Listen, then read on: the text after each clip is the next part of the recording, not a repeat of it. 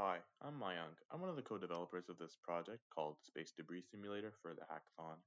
Space Debris Simulator, as it suggests, basically simulates a rocket collecting space debris within Earth's low Earth orbit. So let's get into the Python file and let's take a look. This here is the Space Debris Simulator. Basically, you have the rocket, and you have a lot of stuff here.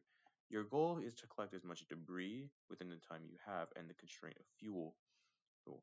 Um, Here you have the amount of time that's passing by, your altitude, and as it's slowly decreasing, and you also have the velocity with respect to x and y, well, to your x and y coordinates, and also your heading. This is basically your direction. One thing you'll need to know is that everything is completely frictionless. So you can only change the amount of velocity. You can't actually use WASD to control distance. Notice how this rocket continuously goes around trying to collect space debris.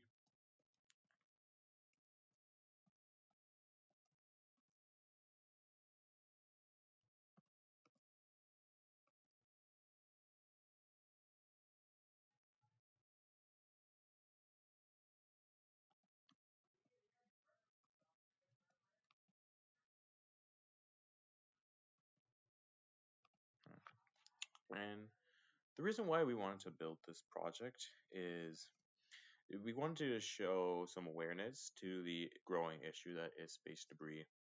Now, at its core, space debris may not seem like an issue. Why focus on space debris when we have numerous other problems we have to face? Well, the thing is, space debris is probably going to be the biggest problem in terms of our chance of escaping Earth, colonizing other planets, and most importantly, trying to build satellites to provide us many services like Wi-Fi, GPS, etc. All of these rely on satellites, and even more important ones like weather as well. Mm. And the thing is, space debris is a really, really big issue. Already, there's about 1.1 million different space debris objects that are larger than 1 centimeter in size. And that number only keeps growing as we launch more and more spaceships and satellites into the low Earth orbit without any way to properly clean them up. We wanted to provide awareness so that at some point people who are much smarter than us will finally be able to tackle this issue